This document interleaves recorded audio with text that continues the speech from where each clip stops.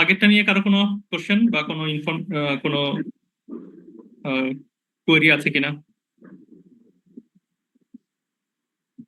আচ্ছা, তো আমরা 14 শুরু করি।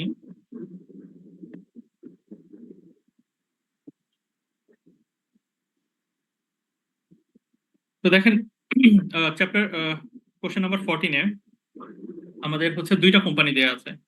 ঠিক আছে, আগের দুইটা অঙ্কেই আমরা দুইটা দুইটা করে মানে প্রতিটা প্যারেন্টের আন্ডারে সাবসিডিয়ারি দুইটা সাবসিডিয়ারি ছিল, বাট এখানে হচ্ছে কি আমরা দেখতে পাচ্ছি দুইটা আছে, কোম্পানি আছে।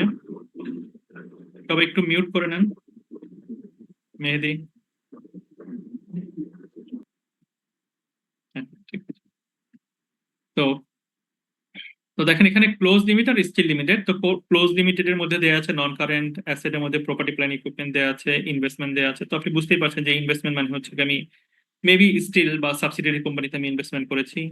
দেন কারেন্ট অ্যাসেট আছে, এবং কারেন্ট অ্যাসেটের মধ্যে অনেক আইটেম আছে, যেমন ইনভেন্টরি আছে, ট্রেড রিসিভেবলস আছে। আহ এছাড়াও আমাদের স্টিল লিমিটেড ও নিজস্ব কিছু ইনভেস্টমেন্ট আছে 2,500 টাকা। দুইটা কোম্পানির ক্যাশ এন্ড ক্যাশ ইকুইভ্যালেন্স আছে। আরেকটা হচ্ছে কারেন্ট অ্যাকাউন্ট নামে একটা অ্যাকাউন্ট আছে, বা ক্লোজ, সেখানে বলা হচ্ছে ক্লোজ লিমিটেড। তার মানে হচ্ছে স্টিল লিমিটেড এর বইতে আপনার অ্যাকাউন্ট রিসিভেবল বা current account with close limited এরকম একটা অ্যাকাউন্ট আছে 3,200।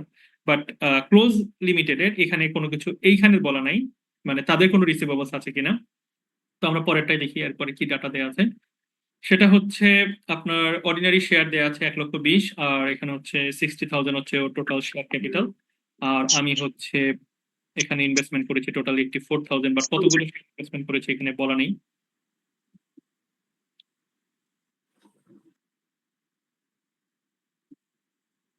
আচ্ছা, তো তারপরে হচ্ছে শেয়ার প্রিমিয়াম অ্যাকাউন্ট আছে। এটা হচ্ছে parent company share premium, not subsidiary company. Then revaluation surplus, দুইটা কোম্পানি রিভ্যালুয়েশন সারপ্লাস আছে, এবং রিটেন আর্নিংস দেওয়া আছে। তো আমরা ইয়ারটা যদি খেয়াল করি, সেটা হচ্ছে 31 ডিসেম্বর 2009 এর ডাটা দেওয়া আছে। তো এখন আমরা দেখি আদার নোটস এর মধ্যে কি কি ইনফরমেশন দেওয়া আছে। আচ্ছা, তো আরেকটা জিনিস বাকি আছে, সেটা হচ্ছে কি আমাদের রিটেন আর্নিংস এর পরে আমরা টোটাল ইকুইটি পেয়ে গেলাম। তো কারেন্ট লাইবিলিটির মধ্যে কি কি আছে? কারেন্ট লাইবিলিটির মধ্যে দেওয়া আছে ট্রেস এন্ড আদার পেয়েবলস হচ্ছে 35,000 আর 11,000। আর ওর হচ্ছে কারেন্ট অ্যাকাউন্ট স্টিল লিমিটেড 2,700 টাকা। তো এখন দেখেন, এখানে একটা প্রবলেম আমরা দেখতে পাচ্ছি, সেটা হচ্ছে আমার যে সাবসিডিয়ারি কোম্পানি তার বইতে কারেন্ট অ্যাকাউন্ট দেওয়া আছে, দ্যাট মিনস অ্যাকাউন্ট রিসিভেবল দেওয়া আছে 3,200, বাট ওর বইতে অ্যাকাউন্টস পেবল দেওয়া আছে 2,700। তাহলে এই যে 500 টাকার গ্যাপ, এই 500 টাকার গ্যাপ কোথায় গেল? মানে কিভাবে এটা অ্যাডজাস্ট হবে? মানে দুইটা তো সেম ব্যালেন্স হওয়ার কথা, যে আমার বইতে যেটা রিসিভেবলস ওর বইতে সেটা পেয়েবলস। বাট দেখা যাচ্ছে যে ওর বইতে রিসিভেবলস এখনো 3,200, বাট ওর বইতে অ্যাকাউন্টস পেবল হচ্ছে 2,700। ঠিক আছে, তার মানে এখানে একটা গ্যাপ আছে। তাহলে এই গ্যাপটা আমাকে কি করতে হবে? প্রথমে অ্যাডজাস্ট করে নিতে হবে। দেন আমরা কি করব? এই ইন্টার ব্যালেন্স যেগুলো থাকবে, ইন্টার ইন্টার গ্রুপ ব্যালেন্স, সেগুলো আমরা কি করব? অফসেট করে দিব, বা হচ্ছে কি সেট অফ করবো একটা আরেকটার সাথে।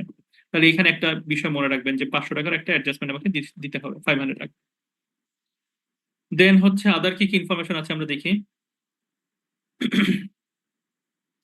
The following information is relevant. বলছে 1st January 2007, Close Limited acquired 48,000 share in Steel Limited for 84,000 cash, when the return earnings of Steel Limited were 8,000 and the balance of the revaluation surplus was 16,000। তার মানে হচ্ছে এখানে বলেছে যে আমরা revaluation surplus যখন acquire করেছিলাম তখন এটা ছিল 16,000। তো আমরা দেখতে পাচ্ছি যে এই 2009-এ এসে 31 ডিসেম্বর 2009 তখন হচ্ছে রিভ্যালুয়েশন সারপ্লাস হচ্ছে 16,000। তার মানে এখানে কোনো চেঞ্জ আসেনি 2 বছর পরে।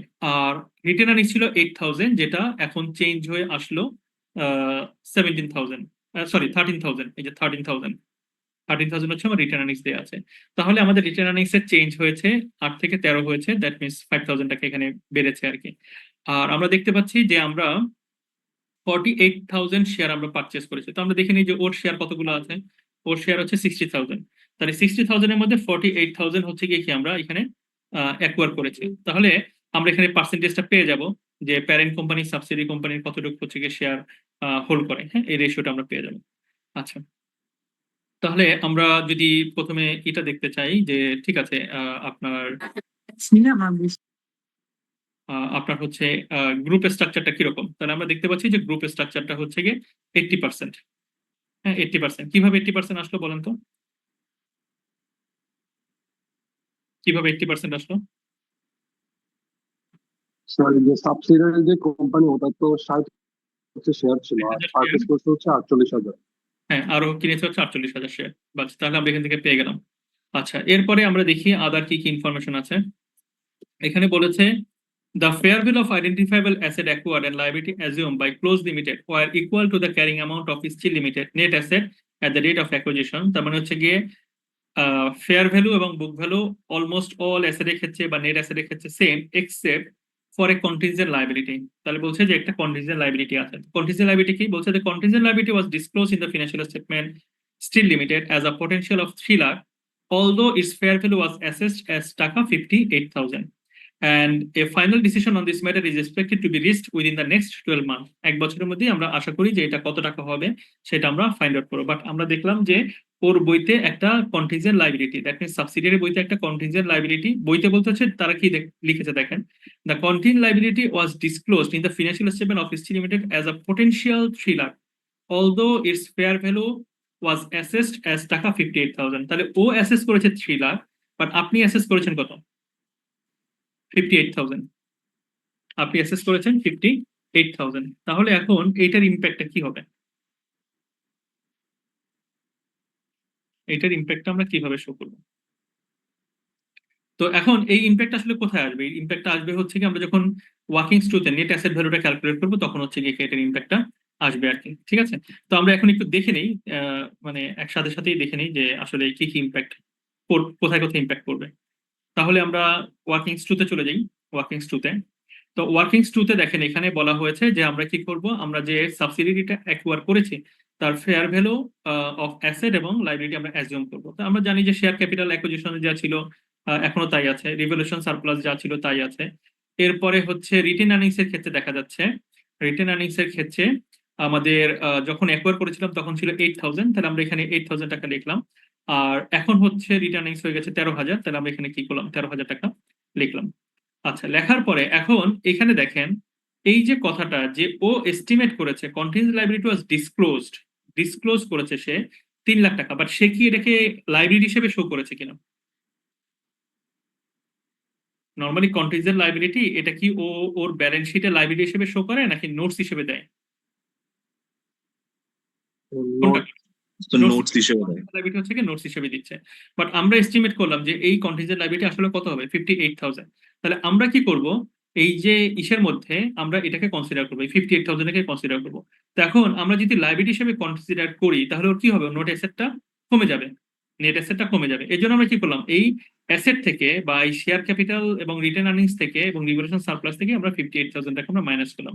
3 লাখ কেন করবো না? কারণ 3 লাখ হচ্ছে কি ওর এস্টিমেশন এবং এটা ওর ব্যালেন্স শিটে হয়নি, রিফ্লেক্টেড হয়নি। এটা কি কি করেছে সে, এটা হচ্ছে নোটস এর মধ্যে দিয়ে দিয়েছিল। তো আমরা এস্টিমেট করলাম যে এটা হবে কত, 58,000, এবং within 1 year it might be near about 58,000। তাহলে আমরা কি করবো, এটাকে লাইবিলিটি হিসেবে কনসিডার করবো। তাহলে যদি লাইবিলিটি হিসেবে কনসিডার করি তাহলে নেট অ্যাসেট ভ্যালু কি হবে, কমে যাবে। তাহলে যদি কমে যায় আমরা কি করবো, এটাকে মাইনাস করে দিব। তাহলে আমরা এখানে 58,000 মাইনাস করে দিলাম, এখানেও কি করলাম, 58,000 আমরা মাইনাস করে দিলাম। ঠিক আছে, তাহলে এটা গেল হচ্ছে কি একটা ইস্যু। আচ্ছা, এরপরে আর কি ইস্যু আছে দেখি।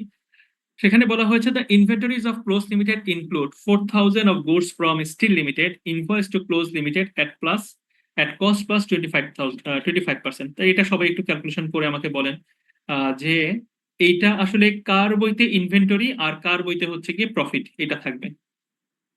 ঠিক আছে, তো এখন দেখেন এখানে কোশ্চেনটা একটু মানে একটু কনফিউজিং পয়েন্টটা। যেমন বলছে the inventories of Close Limited include 4,000 of goods from Steel Limited. তার মানে আমি কিনেছি, মানে প্যারেন্ট কিনেছে 4,000 টাকার গুডস স্টিল কোম্পানি থেকে কিনেছে, এবং ইনভয়েস টু ক্লোজ লিমিটেড, মানে ক্লোজ লিমিটেডকে সে ইনভয়েস পাঠিয়েছিল স্টিল লিমিটেড, সেটা হচ্ছে গিয়ে কস্ট প্লাস 25,000। তাহলে এই যে 44,000 টাকা, এটা কি সেলিং প্রাইস নাকি কস্ট প্রাইস? Cost price. না না, আবার ভালো করে দেখেন, এটা selling price. Selling price, right, selling price. তাহলে এই সেলিং প্রাইসের মধ্যে আমার প্রফিট আছে, তাহলে এখন প্রফিট কত টাকা? তো আমি দেখতে পাচ্ছি এখানে দেওয়া আছে কস্ট প্লাস 25%, দ্যাট মিনস 100 টাকা যদি Per কস্ট cup। হয়, 100 টাকা যদি কস্ট হয় তাহলে হচ্ছে গিয়ে সেলিং প্রাইস কত, 125 টাকা। তাহলে আমরা এখন ব্যাক ক্যালকুলেশন করে বলি যে 4,000 যদি সেলস প্রাইস হয়, বা সরি 125 টাকা যদি সেলস প্রাইস হয় তাহলে কস্ট হচ্ছে, সরি 125 টাকা যদি কস্ট সেল প্রাইস হয় তাহলে 25 টাকা হচ্ছে কি কি প্রফিট। তাহলে 4,000 টাকা যদি সেলস প্রাইস হয় তাহলে প্রফিট কত টাকা? স্যার 800। 800। সবাই বের করতে পেরেছেন কিনা দেখেন। Yes, sir. হ্যাঁ, তাহলে 125 টাকা যদি সেলস প্রাইস হয় তাহলে প্রফিট হচ্ছে 25 টাকা। তাহলে 4000 টাকা যদি সেলস প্রাইস হয় তাহলে প্রফিট হচ্ছে কত? 800। ঠিক আছে, তাহলে আমরা কিভাবে বের করবো? 4000 ইন্টু হচ্ছে 25 ডিভাইড বাই হচ্ছে 120। Divided 125. হ্যাঁ, রাইট। তাহলে হচ্ছে কি 800 হচ্ছে কি আমার জন্য আনরিয়ালাইজড প্রফিট। তাহলে এই আনরিয়ালাইজড প্রফিট কার প্রফিটের মধ্যে ইনক্লুড করা আছে, সাবসিডিয়ারি নাকি প্যারেন্ট? এই আনরিয়ালাইজড প্রফিটটা কার প্রফিটের মধ্যে ইনক্লুড করা? সাবসিডি, আনরিয়েলাইজ হচ্ছে স্টিল লিমিটেড। সরি, আর আনরিয়েলাইজ হচ্ছে স্টিল লিমিটেড। স্টিল লিমিটেডের ক্ষেত্রে, হ্যাঁ। আর ইনভেন্টরি হচ্ছে কি ক্লোজের ক্ষেত্রে। ঠিক আছে, তাহলে এই ইনভেন্টরি তো আমরা ওয়ার্কিংস এর মধ্যে আনি না নরমালি, মানে যদি বেশি না হয়, যেমন আমরা প্রথম করে। ব্যাপারটা আবার একটু বলা যাবে? নাম্বার হ্যাঁ। 3 অ্যাডজাস্টমেন্টটা বুঝি না স্যার, 3 নাম্বার আচ্ছা, অ্যাডজাস্টমেন্টটা। ঠিক আছে, থ্যাংক ইউ। মানে বলবেন আপনারা, বললে আমার জন্য সুবিধা হয়। তাহলে এখন আমরা এইভাবে করে ক্যালকুলেশন করতে পারি। দেখেন এখানে, হ্যাঁ, এই যে ধরেন আমরা দেখছি যে আমার 125 টাকা হচ্ছে কি কস্ট প্লাস, তাহলে কস্ট প্লাস যদি হয় তার মানে আমরা ধরে নিচ্ছি আমার হচ্ছে কস্ট যদি 100 টাকা হয়, 100 টাকা হয় তাহলে আমাদের 25 টাকা প্রফিট, তাহলে আমাদের সেলিং প্রাইস হবে কত? 125 টাকা। ঠিক আছে, 125 টাকা। লিখতে একটু কষ্ট হয়ে যাচ্ছে। কস্ট এখানে 100, আমরা ধরে নিচ্ছি, মানে আচ্ছা। কস্ট প্লাস প্রফিট, তো তাহলে আমরা ধরে নিচ্ছি কস্ট হচ্ছে 100 টাকা, প্রফিট হচ্ছে কত? 25 টাকা। তাহলে সেলিং প্রাইস কত? 125 টাকা। জি স্যার, বুঝছি। আচ্ছা, তারপরে তাহলে 125 টাকা যদি সেলিং প্রাইস হয় তাহলে প্রফিট কত? স্যার 25 টাকা প্রফিট, এখানে 100 টাকা কস্ট। হ্যাঁ, হ্যাঁ, ঠিক আছে। না, কিন্তু এখন প্রবলেম হচ্ছে কি আপনি 100 টাকা কস্ট ধরে আগালে হবে না, কারণ হচ্ছে কি এখানে দেয়া আছে কি সেলিং প্রাইস। তাহলে আমাকে এটা এইভাবে ক্যালকুলেশন সেলিং করতে হবে। প্রাইস নাকি টোটাল, মানে এটা বুঝলেন কিভাবে? আচ্ছা, কিভাবে বললাম? আচ্ছা, তাহলে এখন বলেন যে যখন স্টিল লিমিটেড ক্লোজ লিমিটেড কাছে বিক্রি করবে তখন কোন প্রাইসে বিক্রি করবে? কস্ট প্রাইসে নাকি সেল প্রাইসে? সেল প্রাইসে। সেল প্রাইসে, কারণ এখানে তো বলেই দিয়েছে যে কস্টের সাথে 25% প্রফিট যোগ করে এটাকে বিক্রি করেছে, তাহলে আমার এই ভ্যালুটা দেয়া আছে, তাহলে এই ভ্যালুটা হচ্ছে কি সেলস প্রাইস। জি স্যার। ঠিক আছে, তাহলে আমরা এইভাবে বলতে পারি যে 125 টাকা প্রফিট হলে, সরি 125 টাকা সেলিং প্রাইস হলে প্রফিট হচ্ছে কত? 25 টাকা। তাহলে 4000 টাকা যদি হয় আপনার সেলস প্রাইস হয়, তাহলে সূত্রটা হবে প্রফিট কত টাকা, তাহলে তখন সূত্রটা হবে 4000। এটা আসলে লিখতে একটু কষ্ট হচ্ছে কারণ আমার তো টাচ পেন না, এই কারণে, মানে টাচ মনিটর না, তো লিখতে একটু সমস্যা। তাহলে এখানে 25 হবে, ডিভাইড বাই হবে হচ্ছে কি 125। বুঝতে পেরেছেন? তাহলে আমরা প্রফিটটা পেয়ে যাবো। তাহলে প্রফিট আসবে হচ্ছে কি 125 টাকা। তাহলে এই 125 টাকা হচ্ছে কি আমার জন্য আনরিয়ালাইজড প্রফিট। ঠিক আছে, এই 125 টাকা হচ্ছে আমার আনরিয়ালাইজড, সরি সরি বারবার ভুল বলছি আজকে। 800 টাকা হচ্ছে কি আমার আনরিয়ালাইজড প্রফিট। তো এখন এই আনরিয়ালাইজড প্রফিট কার রিটেন আর্নিংস এর মধ্যে ইনক্লুড হয়ে আছে? যে বিক্রি করেছে তার তার রিটেন আর্নিংস এর মধ্যে। তো বিক্রি করেছে কি স্টিল লিমিটেড, তাহলে স্টিল লিমিটেডের মধ্যে রিটেন আর্নিংস এর মধ্যে কি আছে? এটা ইনক্লুডেড আছে। তাহলে ওয়ার্কিংস 2 যখন আমরা করব, তো তখন দেখেন ওয়ার্কিংস 2 এর মধ্যে আমরা ওর ইয়ার এন্ডে যে প্রফিটটা আমরা বের করবো সেখানে আমরা profit provision for unrealised profit আমরা দেখাবো হচ্ছে কত? 800 টাকা মাইনাস করে দিব। বুঝতে পেরেছেন সবাই এটা?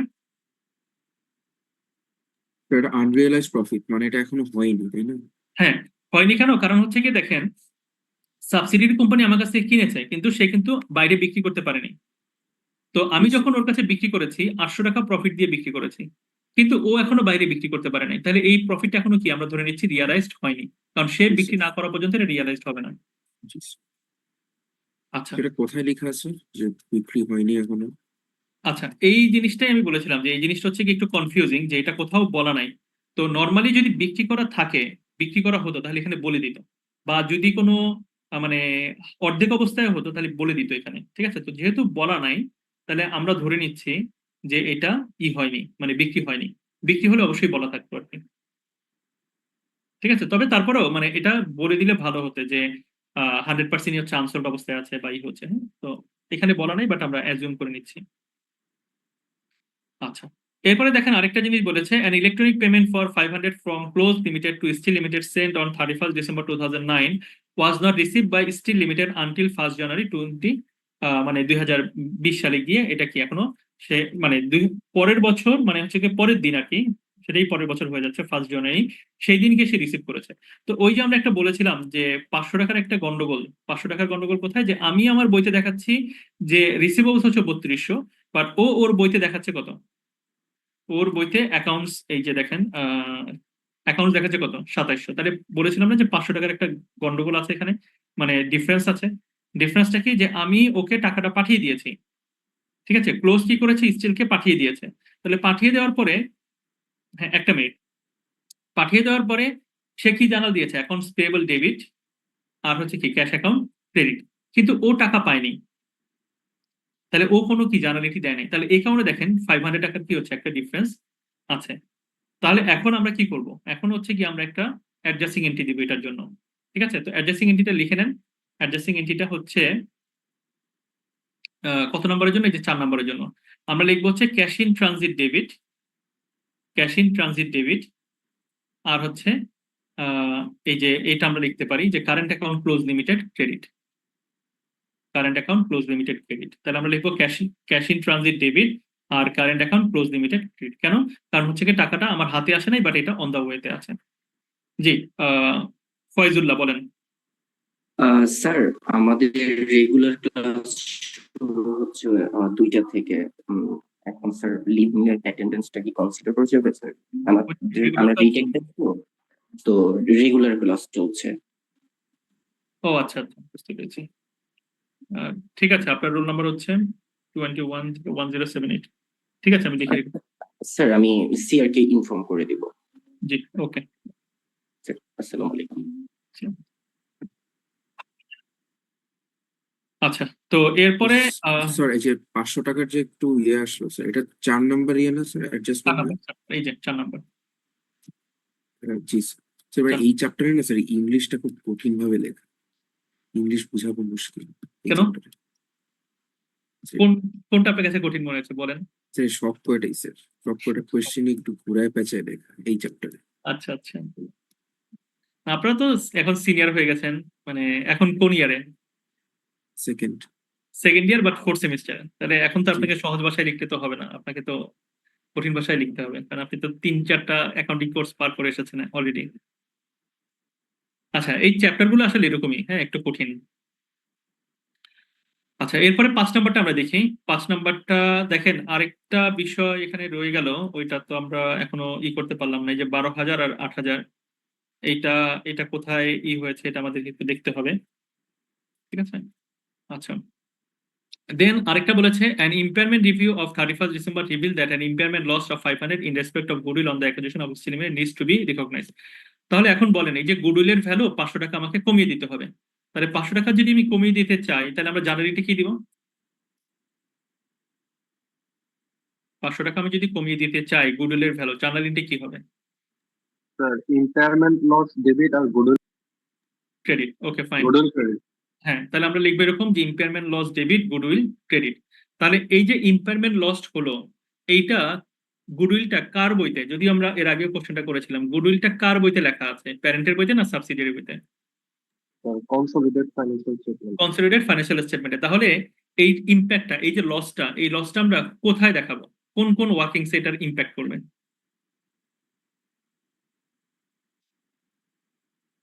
ওয়ার্কিং 5 এ।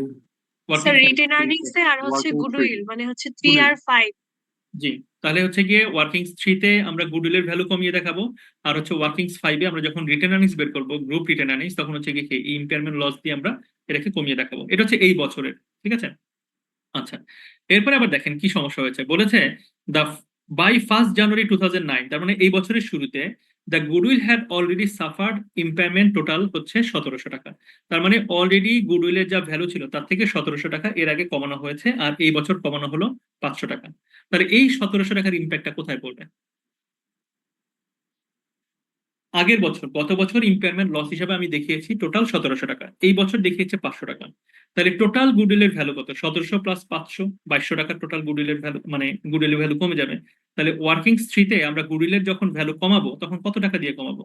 1700 না 2200 টাকা দিয়ে। 2200 টাকা দিয়ে, 2200 টাকা দিয়ে, রাইট। 500 হ্যাঁ, কিন্তু যখন আমরা ওয়ার্কিং 5-এ যাব তখন আমাদের রিটেন আর্নিংস কত টাকা দিয়ে কমবে? স্যার 2200 তো হওয়ার কথা। আচ্ছা, তাহলে এটা একটা কনফিউজিং এর জায়গা। কারণ হচ্ছে কি এই বছরের রিটেন আর্নিংস কমবে, মানে শুধু 500 টাকা দিয়ে কমবে নাকি 1700 টাকা দিয়ে কমবে না 2200 টাকা দিয়ে কমবে? তাহলে এটা আমরা হচ্ছে গিয়ে ভালো করে একটু খেয়াল করবো, ঠিক আছে? এটা একটা।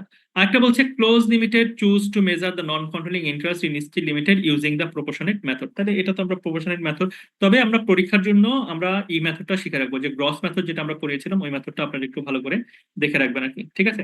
তো এখন এখানে আবার দুইটা করেছে, যেমন বলছে prepare the consideration statement of financial position of Close Limited and subsidiary Limited এত। তাহলে এটা হচ্ছে কোশ্চেন 1। আচ্ছা, তাহলে কোশ্চেন 1 আমরা সব মোটামুটি দেখে ফেলেছি, আমরা এখন ওয়ার্কিংস গুলো আবার একটু চেক করব।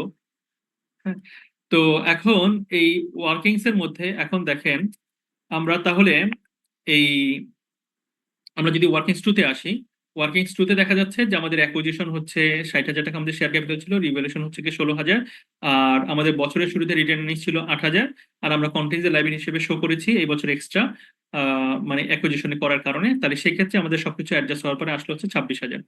আর আমাদের এট দ্য ইয়ার এন্ড হচ্ছে শেয়ার ক্যাপিটাল এটা ছিল, রিভ্যালুয়েশন সারপ্লাস ছিল, চেঞ্জ হয়নি, বাট আমাদের রিটার্ন আর্নিংস ছিল 13,000, তার মধ্যে আমি 800 টাকা ওই আনরিয়ালাইজ প্রফিটের জন্য অ্যাডজাস্ট করলাম, দ্যাট মিনস আমাদের ব্যালেন্স আসলো 12,200 টাকা, আর এখানে কন্টিনজেন্ট লায়াবিলিটি হচ্ছে 58,000 টাকা। তাহলে আমাদের টোটাল ব্যালেন্স আসলো 30,200। তাহলে আমরা এখন পোস্ট অ্যাকুইজিশন রিটার্ন আর্নিংস কত বলবো? তাহলে পোস্ট অ্যাকুইজিশন রিটার্ন আর্নিংস আমরা এই যে বের করলাম 12,000 হচ্ছে গিয়ে বছরের শেষে, আর বছরের শুরুতে ছিল 8,000, তার মানে total post acquisition return earnings হচ্ছে 4,200 টাকা, ঠিক আছে? তাহলে এটা গেল। এরপর হচ্ছে গুডউইলটা আমরা আসি। গুডউইলের ক্ষেত্রে আমাদের আরেকটা ইনফরমেশন লাগবে যে আমরা আসলে কত টাকা দিয়ে কিনেছিলাম। তো আমরা দেখতে পাচ্ছি যে আমরা ইনভেস্টমেন্ট করেছিলাম 84,000 টাকা। তাহলে 84,000 টাকা আমরা এখানে গুডউইল হিসেবে লিখলাম, 84,000 টাকা। দেন এখানে আসবে হচ্ছে নন কন্ট্রোলিং ইন্টারেস্ট যারা আছে তাদের শেয়ার কত পার্সেন্ট। তো আমরা দেখতে পাচ্ছি অ্যাকুইজিশন ডেটে টোটাল আমাদের নেট অ্যাসেট ভ্যালু ছিল 26,000, তাহলে 26,000-এর নন কন্ট্রোলিং ইন্টারেস্ট হচ্ছে 20%, তার মানে কত? 5,200, ঠিক আছে? তাহলে আমাদের টোটাল আসলে হচ্ছে 89,200। তো সেখান থেকে আমরা বাদ দিব হচ্ছে টোটাল নেট অ্যাসেট ভ্যালু কত? 26,000। তাহলে আমাদের গুডউইল ভ্যালু আসতেছে অনেক টাকা, 63,200 টাকা। তো সেখান থেকে আমরা কি করব? আমরা সব ইম্পেয়ারমেন্ট লসটা বাদ দিব, আজকে পর্যন্ত 1700 প্লাস 500, 2200 টাকা আমরা বাদ দিয়ে দিব, টোটাল আসবে আছে 61,000। আপনার কোর বিজনেসের যে আইটেমস গুলো ইনভলভ, তো প্রাইমারি এটাই হচ্ছে সমস্যা অনলাইনে ক্লাসের, সবাই অন্য জায়গায় ব্যস্ত হয়ে যায়। স্যার অনলাইন ক্লাসের রেকর্ডিংটা পাওয়া যায়, এটা একটা বিশাল জিনিস। কোনটা রেকর্ড রেকর্ড করবো? না স্যার, স্যার এখান থেকে যে 8,000 একটা আছে না স্যার, এই যে অ্যাকুইজিশন ডেটে লাস্টে, হুম। এটা কোত্থেকে আসছে স্যার? এটা না বুঝিনি। এই যে 800 8,000 স্যার অ্যাকুইজিশন ডেটের বলা। অ্যাকুইজিশন ডেটে আমাদের ডাটা তো দেয়া ছিল, এই যে দেখেন অ্যাকুইজিশন ডেটে আমাদের রিটেন আর্নিংস ছিল হচ্ছে 8,000, এই যে 8,000 টাকা হচ্ছে রিটেন আর্নিংস ছিল। বুঝছি স্যার, বুঝছি। আচ্ছা, তাহলে এখন দেখেন এরপরে আমরা কি করব? ইম্পেয়ারমেন্টটা আজকে পর্যন্ত যতটুকু হবে 1700 আগে ছিল আর 500 নতুন করে যোগ হলো, টোটাল হচ্ছে 2200। তাহলে আমাদের ব্যালেন্স হচ্ছে কি 61,000 হচ্ছে গুডউইলের ভ্যালু আমরা শো করবো। আচ্ছা, এরপরে বলেছে 1700টা স্যার গত বছরের ছিল না, তাহলে গত এই বছরের ইয়ারে ছিল, আমি কেন কেন তো add গুডউইলটা তো করলাম, হচ্ছে কি এই যে গুডউইলটা আমরা বের করলাম এটা তো হচ্ছে কি ইনিশিয়াল গুডউইল। তো তারপরে এর আগের বছর আমরা বাদ দিয়েছি 1700, আর এই বছর বাদ দিয়েছি 500। তাহলে অ্যাকচুয়ালি গুডউইলের ভ্যালু আজকের দিনের পরে কত? 61,000। কিন্তু স্যার এই 1700টা এটা তো গত বছরের, এই বছরে তো না। গত বছরে, কিন্তু আমরা করছি কোনটা? ব্যালেন্স শিট করছি তো। তাহলে ব্যালেন্স শিটে আমরা কি করি? ব্যালেন্স শিটে হচ্ছে গিয়ে আমরা অ্যাসেটের নেট ভ্যালুটা দেখাই। তাহলে আমি ধরেন যখন করেছিলাম, অ্যাসেটটা কিনেছিলাম, তখন আমরা দেখিয়েছি কত? 63,200। কিন্তু এরপরে এর আগের বছরে হচ্ছে 1700 ইম্পেয়ারমেন্ট, আর এই বছরে হচ্ছে কত? 500 ইম্পেয়ারমেন্ট। তাহলে টোটালটাই তো আমরা করি। আবার অন্যভাবে একটু বুঝিয়ে বলি আপনাকে, যেমন ধরেন হচ্ছে কি আপনি একটা অ্যাসেট কিনলেন 1,00,000 টাকা দিয়ে, গত বছর ডেপ্রিসিয়েশন চার্জ করেছেন 20,000, এই বছর ডেপ্রিসিয়েশন চার্জ করেছেন 20,000, টোটাল কত? 40,000, অ্যাকোমোডেটেড ডেপ্রিসিয়েশন 40,000। এই বছর আপনি কত টাকা ব্যালেন্স দেখাবেন অ্যাসেটের? স্যার 1,00,000 মাইনাস 40,000, 60,000 টাকা। 40,000 কেন? আপনি তো 20,000 টাকা গত বছর 20 আর এই বছরের 20। তাহলে এখানেও তাই, ঠিক আছে, ইম্পেয়ারমেন্ট গত বছর হয়েছে 1700, এই বছর হচ্ছে 500, তাহলে টোটাল হচ্ছে কত, 2200 টাকার ইম্পেয়ারমেন্ট আমার হয়ে গেছে। তার মানে এত টাকার ভ্যালু কমে গেছে। তাহলে আমরা নেট ভ্যালু এখন কত গুডউইলের, 61,000। ঠিক আছে। আচ্ছা, এরপর হচ্ছে নন কন্ট্রোলিং ইন্টারেস্ট। নন কন্ট্রোলিং ইন্টারেস্টের ক্ষেত্রে দেখা যাচ্ছে যে আমাদের ইনিশিয়াল ভ্যালু ছিল 26,000, সরি নেট অ্যাসেট ছিল 26,000, তার 20% সে পাবে। তাহলে সেক্ষেত্রে ভ্যালু আসে 5,200। তার সাথে যোগ করবো আমরা হচ্ছে পোস্ট অ্যাকাউন্ট রিটার্ন যেটা হয়েছে 4,200, তার 20%, তাহলে 4,220 হচ্ছে কি 840 টাকা। তাহলে টোটাল আসলো কত, 6,040 নেট নন কন্ট্রোলিং ইন্টারেস্ট। আচ্ছা, লাস্ট ইস্যু সেটা হচ্ছে রিটেন আর্নিংস। তো রিটেন আর্নিংস এর ক্ষেত্রে আমরা দেখতে পেলাম যে আমাদের প্যারেন্ট কোম্পানি যেটা, তার রিটেন আর্নিংস হচ্ছে 56। তাহলে আমরা 56 প্রথমে লিখলাম। তার সাথে আমরা যোগ করব হচ্ছে subsidiary post acquisition written earnings এর মধ্যে আমার অংশ কতটুকু। তাহলে 4,200 হচ্ছে টোটাল রিটেন আর্নিংস, তার মধ্যে আমার অংশ হচ্ছে 80%, তার মানে কত, 3,360 টাকা। তাহলে টোটাল রিটেন আর্নিংস চলে আসলো। এরপরে আমরা বাদ দিব হচ্ছে গুডউইল ইম্পেয়ারমেন্ট টু ডেট, আজকে পর্যন্ত গুডউইলের জন্য কত টাকা আমরা ইম্পেয়ারমেন্ট করেছি। তাহলে এখানেও দেখেন আমরা যেহেতু রিটেন আর্নিংস এর ক্ষেত্রে ওভারঅল রিটেন আর্নিংস আমরা বের করছি, মানে এই রিটেন আর্নিংস মানে কি, যে গত বছরের প্রফিট থেকে অল এক্সপেন্স মাইনাস করার পর যেটা থাকলো সেটা হচ্ছে গত বছরের রিটেন আর্নিংস। তাহলে গত বছর আমি এটা বাদ দিয়েছিলাম, ইম্পেয়ারমেন্ট বাদ দিয়েছিলাম, তাহলে সেটা কনসিডারেশন আসতে হবে। প্লাস হচ্ছে এই বছরেরও আমরা কি করেছি, ইম্পেয়ারমেন্ট করেছি, তাহলে সেটাও কি হবে, এই কনসিডারেশনে আসবে। তাহলে আমরা টোটাল এই বছরের রিটেন আর্নিং, সরি ইম্পেয়ারমেন্টটা বাদ দিব না, আমরা হচ্ছে টোটাল ইম্পেয়ারমেন্টটা বাদ দিব গুডউইলের ক্ষেত্রে, সেটা কত, 2,200। তাহলে আমরা গ্রুপ রিটেন আর্নিংস দেখাবো কত, 57,160 টাকা। ঠিক আছে। আচ্ছা, তাহলে আমাদের মোটামুটি সবগুলো হয়ে গেল ওয়ার্কিংস। এখন একটা ওয়ার্কিংস বাকি, সেটা হচ্ছে এলিমিনেট ওই যে ইন্টারগ্রুপ ব্যালেন্স যেটা। হ্যাঁ, ইন্টারগ্রুপ ব্যালেন্স কি, এই যে 3,200 আর হচ্ছে গিয়ে 2,700 টাকা যে ব্যালেন্সটা। তাহলে আমরা দেখতে পাচ্ছি যে 500 টাকা হচ্ছে কি ট্রানজিটে আছে। তাহলে আমরা কি করলাম, আমরা লিখে দিলাম যে ক্যাশ অ্যাকাউন্ট ডেবিট আর কারেন্ট অ্যাকাউন্ট অফ এই যে ক্লোজ লিমিটেড ক্রেডিট। হ্যাঁ, কত টাকা দিয়ে, 500 টাকা দিয়ে আমরা ক্রেডিট করে দিলাম। এই যে দেখেন 500 টাকা দিয়ে ক্রেডিট করে দিলাম। তাহলে এখন দেখেন আমি যদি 500 টাকা দিয়ে এটাকে ক্রেডিট করে দিই, তাহলে এটা ব্যালেন্স কত হবে, 2,700। আর এটার ব্যালেন্স কত হচ্ছে, 2,700। তাহলে দুইটাই কি হয়ে যাবে, এখন অফসেট হয়ে যাবে। তাহলে অফসেটের জন্য আমরা আবার একটা জানালি দিব, current account in Close Limited debit আর current account in Steel Limited credit. ঠিক আছে, তার মানে এটা অ্যাসেট থেকেও মাইনাস হবে কত টাকা, 2,700 টাকা। আবার কি লাইবিলিটি থেকেও মাইনাস হবে 2,700 টাকা। বাট আগে আমাকে কি করতে হবে, এই কারেন্ট অ্যাকাউন্ট 500 টাকা এটা আমাকে অ্যাডজাস্টমেন্ট দিতে হবে। তার মানে দেখেন এখানে মানে মনে রাখতে হবে যে আমাকে কি করতে হবে, ক্যাশ ব্যালেন্স কিন্তু বেড়ে গেছে, বা ক্যাশ ইন ট্রানজিট ব্যালেন্স কিন্তু 500 টাকা বেড়ে গেছে। তাহলে আমি যখন কনসিডারেশন করব তখন কিন্তু কি করব, এই 10,000 প্লাস 3,000 প্লাস হচ্ছে কি এই 500 যোগ হয়ে যাবে, যেহেতু আমি একটা জার্নাল এন্ট্রি দিয়েছি নতুন। তাহলে 10,000 যোগ 3,000 প্লাস হচ্ছে 500, টোটাল হবে কত, 13,000, সরি হ্যাঁ 13,500। আচ্ছা, এরপরে এই কারেন্ট অ্যাকাউন্ট যেটা ক্লোজ লিমিটেড হিসেবে দেওয়া আছে 3,200, এটা কি হলো 500 টাকা দিয়ে কমে গেল। এটার ব্যালেন্স কত হবে, 2,700। তাহলে এটাও 2,700, এটাও 2,700। তাহলে আমরা কি করলাম, একটা নতুন জার্নাল দিলাম যে current account in Close Limited debit আর current account in Steel Limited credit. তার ফলে কি হবে, এই 2,700 অফসেট হয়ে যাবে, এই 2,700 কি হয়ে যাবে, অফসেট হয়ে যাবে। কোথায়, কনসিডারেড ব্যালেন্স শিটে। ঠিক আছে, তাহলে আমরা দেখি এটা কিভাবে তারা করেছেন।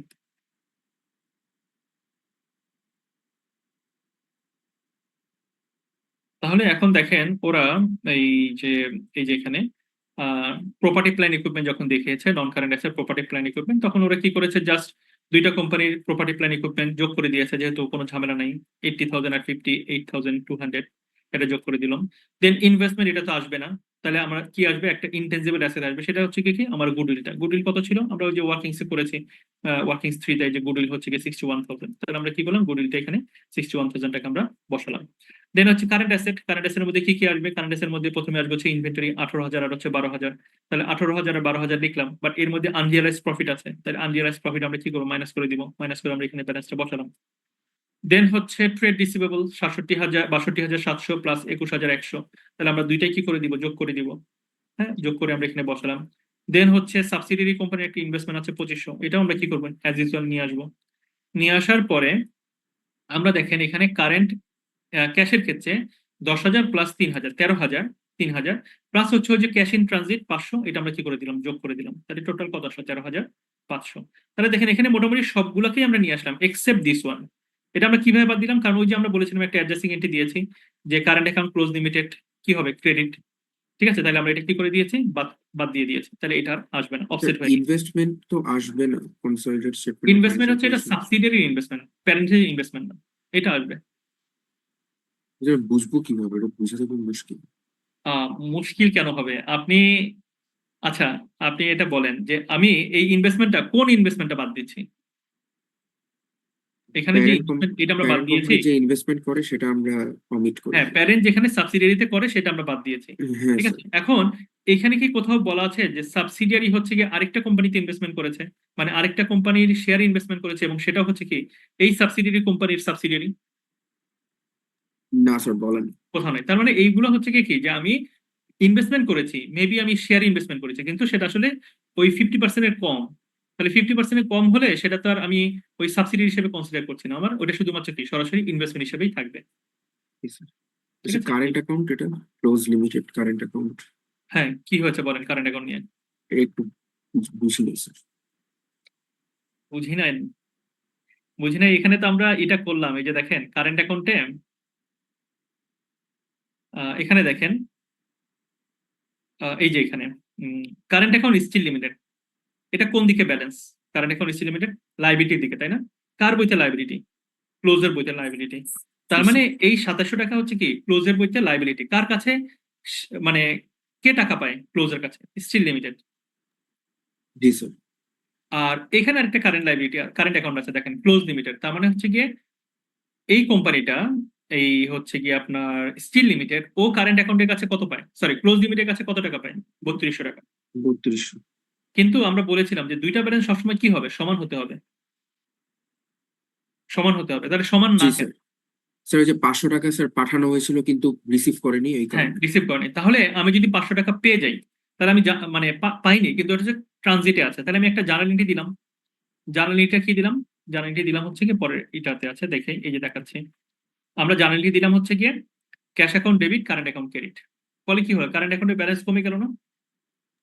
জি স্যার। আচ্ছা, কারেন্ট অ্যাকাউন্টের ব্যালেন্স যদি কমে যায়, তাহলে এখন কারেন্ট অ্যাকাউন্টের ব্যালেন্স কি 3200 হবে না 2700 হবে? অবশ্যই। 2700। তাহলে এখানেও 2700 এখানেও 2700 মিলে গেল। তাহলে আমি এখন কি করব, এই অ্যাসেটটা বাদ দিব, এই লাইবিলিটিও কি করব, বাদ দিয়ে দিব, যেহেতু এটা হচ্ছে ইন্টারগ্রুপ ব্যালেন্স। আচ্ছা, তো তারপরে এখন দেখেন আমরা কি করলাম, আমরা হচ্ছে অ্যাসেট সাইডটা কমপ্লিট করে ফেলেছি, এবার লাইবিলিটি সাইড। লাইবিলিটি সাইডে আমরা শেয়ার ক্যাপিটাল কার্ডটা নিব, প্যারেন্ট না সাবসিডিয়ারি? শেয়ার ক্যাপিটাল কার্ডটা নিব, প্যারেন্ট না সাবসিডিয়ারি? এন্ট্রিটা নিব। প্যারেন্টেরটা নিব। ঠিক আছে, তাহলে হচ্ছে কি আমরা প্যারেন্টেরটা নিলাম 1,20,000, এই যে 1,20,000। তার সাথে আমরা হচ্ছে শেয়ার প্রিমিয়াম অ্যাকাউন্ট যোগ করবো 18,000, আমরা 18,000 যোগ করলাম। দেন আমাদের রিভ্যালুয়েশন সারপ্লাস আছে 23,000 আর 16,000, তাহলে আমরা কি করবো 23,000 আর 16,000 দুইটা নিয়ে আসবো, কিন্তু না দুইটা নিয়ে আসবো না। ঠিক আছে, তার মানে হচ্ছে গিয়ে আমরা সাবসিডিয়ারি কোম্পানির কোনো কিছুই আনবো না এক্সেপ্ট রিটেন আর্নিংস। ঠিক আছে, এক্সেপ্ট রিটেন আর্নিংস। তাও রিটেন আর্নিংস এর কোনটা? পোস্ট অ্যাকুইজিশন রিটেন আর্নিংস, যেটা আমরা ওয়ার্কিংস 5 এ করেছি। ঠিক আছে, তাহলে আমরা এরপরে কি করব, এই রিভ্যালুয়েশন সারপ্লাস আমারটা নিয়ে আসলাম, এরপর হচ্ছে রিটেন আর্নিংস আমরা বের করলাম যে রিটেন আর্নিংস ওয়ার্কিংস 5 এ আছে হচ্ছে এই যে 57,160 টাকা। ঠিক আছে, তাহলে আমরা এটা কি করব, তাহলে কি শেয়ার ক্যাপিটাল আর হচ্ছে রিভ্যালুয়েশন সারপ্লাস শেয়ার প্রিমিয়াম এগুলো অনলি প্যারেন্ট কোম্পানির এটা নিয়ে আসবে শুধু? শুধু প্যারেন্ট কোম্পানিটা আসবে, রাইট? স্যার আচ্ছা, তারপরে আমরা রিটার্ন নিয়ে আনলাম 57,160, তাহলে আমরা টোটালি ব্যালেন্সটা পেয়ে গেলাম 2,18,160 টাকা। তার সাথে আমরা কি করব, ওয়ার্কিংস ফোরে যে নন কন্ট্রোলিং ইন্টারেস্ট সেটা আমরা যোগ করব, যোগ করলে আমাদের টোটাল ইকুইটি আসলো হচ্ছে 2,24,200। তো তার সাথে আমরা দেখেন আমরা নতুন একটা জিনিস এখানে অ্যাড হয়েছে, আমরা কন্টিনজেন্ট লাইবিলিটি নামে ওর বইতে একটা কন্টিনজেন্ট লাইবিলিটি আমরা ধরেছিলাম নেট অ্যাসেটের ক্ষেত্রে। তাহলে ওইটা যেহেতু ওর বইতে নাই কিন্তু আমি ধরেছি, তাহলে আমার কি করতে হবে, গ্রুপ অ্যাকাউন্টে এটা নিয়ে আসতে হবে। ঠিক আছে, এটা নতুন একটা ইস্যু যে কন্টিনজেন্ট লাইবিলিটি যদি থাকে, তাহলে যেটা ওর বইতে নাই আমি কি করেছি, আমার ক্যালকুলেশন নিয়ে এসেছি, তাহলে আমি ওয়ার্কিংস টুতে এটা একটা অ্যাডজাস্টমেন্ট করেছি এবং এটাকে আমরা কি করবো, ব্যালেন্স শিটে আমরা কন্টিনজেন্ট লাইবিলিটি হিসেবে শো করবো। ঠিক আছে, 58,000 টাকা আমরা শো করলাম। আচ্ছা, দেন হচ্ছে ট্রেড অ্যান্ড আদার্স পেয়েবল। আচ্ছা দেখি আর কি আছে, সেটা হচ্ছে কি ট্রেড অ্যান্ড আদার পেয়েবল। তো এখানে দেখা যাচ্ছে 35,000 আর 11,000, তাহলে আমরা 35,000 আর 11,000 যোগ করলাম। তো তারপরে থাকে কারেন্ট অ্যাকাউন্ট স্টিল লিমিটেড 2700, তো এটা তো আমরা বললাম যে অফসেট হয়ে গেছে, তাহলে অফসেট হয়ে গেলে এটা আর কোনো আসবে না, তাহলে এটা হচ্ছে কি এখানে আর আসলো না। তাহলে আমরা দেখতে পাচ্ছি যে আমরা যদি এখন টোটাল অ্যাসেটের সাথে টোটাল ইকুইটি এন্ড লায়াবিলিটি মানে কম্পেয়ার করি, দেখা যাচ্ছে কি দুইটা ব্যালেন্স মিলে গেল। তাহলে হচ্ছে কি এই হচ্ছে আমাদের statement of consolidated consolidated statement of financial position of the group of companies. তো এখন দেখেন এই জিনিসগুলো হচ্ছে মনে রেখে রেখে বেটার হচ্ছে জার্নাল করে করে আপনারা যদি মানে ওয়ার্কিংস গুলো ঠিকভাবে করতে পারেন, আমার মনে হয় যে এ অনেকটাই ইজি হয়ে যাবে। ঠিক আছে, আর যদি ওয়ার্কিংস নিয়ে প্রবলেম হয়ে যায় তাহলে হচ্ছে গিয়ে কি অঙ্কটা মেলানো খুব কঠিন হয়ে যাবে। তো আপনারা বেটার হচ্ছে ওয়ার্কিংস যখন করবেন তখন সাথে সাথে জার্নালটা লিখে রাখবেন। জার্নালটা লিখলে ইজি হয়ে যাবে যে এটার ইম্প্যাক্টটা কোথায় কোথায় গিয়ে পড়ছে। ঠিক আছে, আচ্ছা এরপরে দেখেন এই অঙ্কটার ক্ষেত্রেই জাস্ট বলেছে যে explain the adjustment necessary in respect of intergroup sales when preparing the consideration of 14.2টা কি ছিল, 14.2, আচ্ছা ওই অ্যাডজাস্টমেন্টটা দিতে বলেছেন। অ্যাডজাস্টমেন্ট আমরা দিয়েছি, সমস্যা নেই। অ্যাডজাস্টমেন্টটা দিয়েছে, এই যে দেখেন ওরা অ্যাডজাস্টমেন্টের জন্য জানানটি দিয়েছে। এই যে 800 টাকার যে রিটার্ন আর্নিংস, মানে রিটার্ন আর্নিংস বেড়ে গিয়েছিল সাবসিডিয়ারি কোম্পানি, তাহলে আমরা দেখেন স্টিল লিমিটেড রিটার্ন আর্নিংসকে ডেবিট করে দিলাম, আর হচ্ছে প্যারেন্ট কোম্পানির ইনভেন্টরি কমিয়ে দিব। তাহলে আমরা কি করলাম, কনসিডারেড ইনভেন্টরি আমরা কি করছি, কমিয়ে দিয়েছি। তাহলে আমরা লিখবো হচ্ছে কি এই যে জার্নাল এন্ট্রিটা হবে এই আনরিয়ালাইজড প্রফিটের জন্য, যে subsidiary company return earnings debit আর হচ্ছে কি গ্রুপ ইনভেন্টরি অ্যাকাউন্ট ক্রেডিট। ঠিক আছে, তো এরকম যদি জার্নাল দিয়ে করেন আমার মনে হয় যে মানে অনেক ইজি হবে। নট নেসেসারি যে আপনাকে জার্নালের অ্যান্সার দিতে হবে, যদি আমি রিকোয়ারমেন্ট না বলি তাহলে জার্নালিটি দিতে হবে না, কিন্তু আপনার সুবিধার জন্য আপনি জার্নালিটা করে নেবেন, কাজে লাগবে। তো দেখেন এই পর্যন্ত কারো কোনো সমস্যা আছে কিনা, যদি না থাকে দেন আমরা মানে 11 নম্বর চ্যাপ্টারটা করেছি, মানে অনেক স্লো যেতে হচ্ছে। হ্যাঁ মানে এতদিনে আসলে এই কটা চ্যাপ্টার শেষ করাটা মানে আরো দ্রুত শেষ করা দরকার ছিল আর কি, আপনারা পিছিয়ে পড়ছেন আর কি। দেখেন কারো কোনো কোশ্চেন যদি না থাকে আমরা চ্যাপ্টার 12টা শুরু করি। স্যার আজকে না করলে হয় না আর? না, আর একটু করতে হবে, স্যার অনলাইনে আসলে বোঝা যায় না।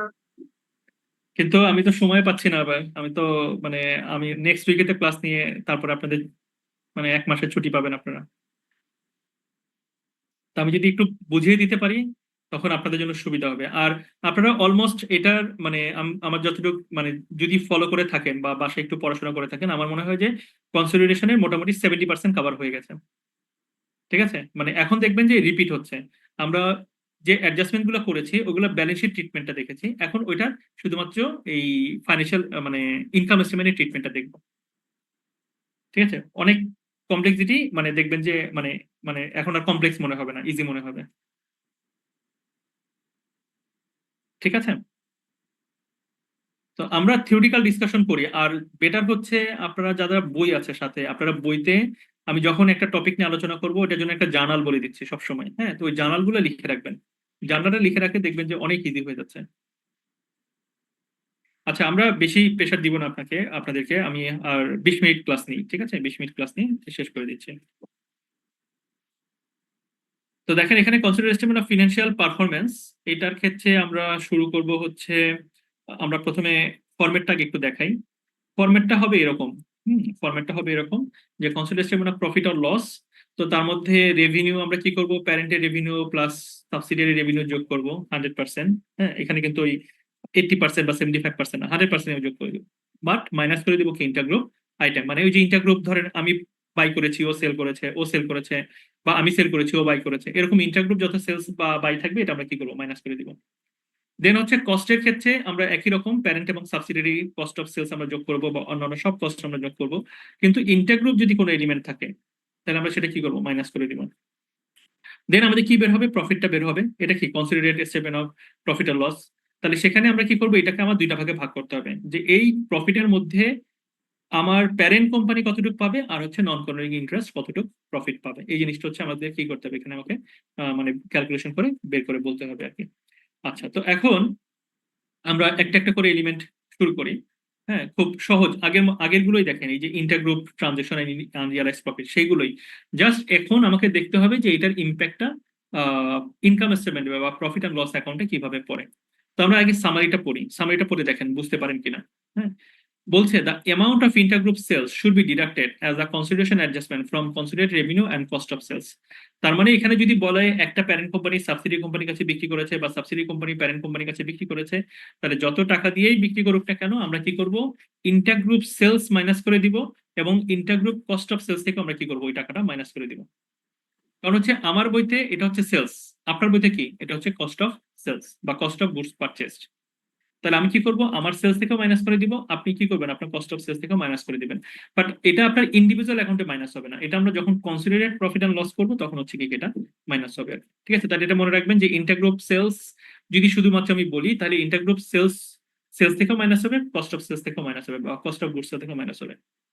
আচ্ছা, a provision for unrealised profit should be set against the selling companies profit. আমরা তো অলরেডি বলেছি এটা, যে আমার কি করতে হবে, রিটেন আর্নিংস এর সাথে এটার একটা অ্যাডজাস্টমেন্ট আছে।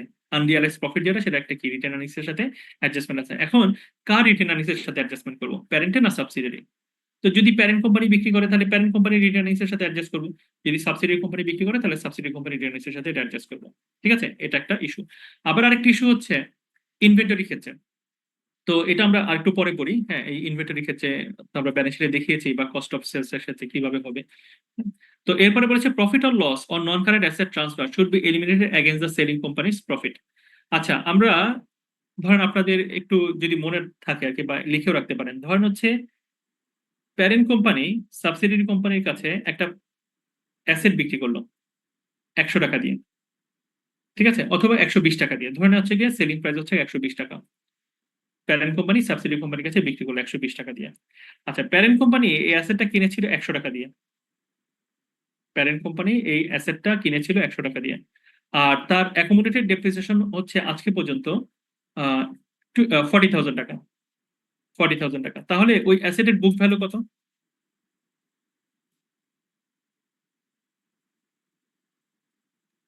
তো স্যার 60 একুমুলেটেড ডেপ্রিসিয়েশনটা কত? 40,000, অ্যাকোমোডেটেড ডেপ্রিসিয়েশন হচ্ছে 40,000 টাকা। তাহলে ওই অ্যাসেটের বুক ভ্যালু কত? তাহলে আমরা কি করি, কস্ট 100 টাকা মাইনাস হচ্ছে অ্যাকোমোডেটেড একুমুলেটেড ডেপ্রিসিয়েশন 40 টাকা। ডেপ্রিসিয়েশন হ্যাঁ, তাহলে হচ্ছে কি আমাদের বুক ভ্যালু হচ্ছে কত? বুক ভ্যালু হচ্ছে 60। 60 টাকা। তো এখন এই 60 টাকার অ্যাসেটটা আমি বিক্রি করেছি কত টাকা দিয়ে? 120 টাকা দিয়ে। 60 টাকার অ্যাসেটটা আমি বিক্রি করেছি 120 টাকা দিয়ে। তাহলে এই যে 60 টাকা প্রফিট হলো কার বইতে, প্যারেন্ট না সাবসিডিয়ারি? প্যারেন্ট বিক্রি করছি। প্যারেন্ট বিক্রি করেছে, তাহলে প্যারেন্টের বইতে কি আছে, এটা প্রফিটটা যোগ করা আছে। তাহলে আমাদের কি করতে হবে, আমার প্রফিটটা এটা কমাই দিতে হবে।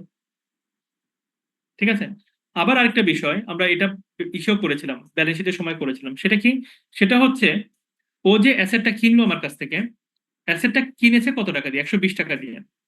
তাহলে এখন দেখেন, অ্যাসেটটা যদি আমি বিক্রি না করতাম, তাহলে এইটা অ্যাসেটটার উপরে আগামী বছর ডেপ্রিসিয়েশন হতে হচ্ছে 20,000 টাকা, সরি 20 টাকা।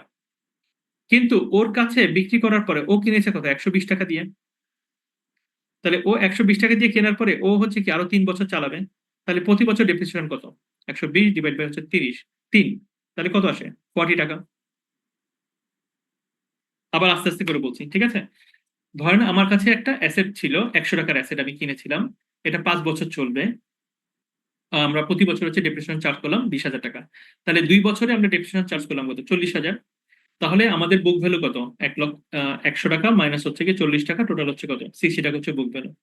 তা এখন এই অ্যাসেটটা আমি 2 বছর পরেই কি করলাম, সাবসিডিয়ারি কোম্পানির কাছে 120 টাকা বিক্রি করে দিলাম, 120। তাহলে ও এটা রেকর্ড করেছে কত, 120 টাকা দিয়ে, আর আমার বইতে ছিল কত, 60 টাকা।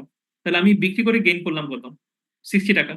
তাহলে আমার এই 60 টাকা কি আছে, আমার রিটেন আর্নিংস এর মধ্যে ইনক্লুড করা আছে। তাহলে আমি কি করবো, সেটা বাদ দিব।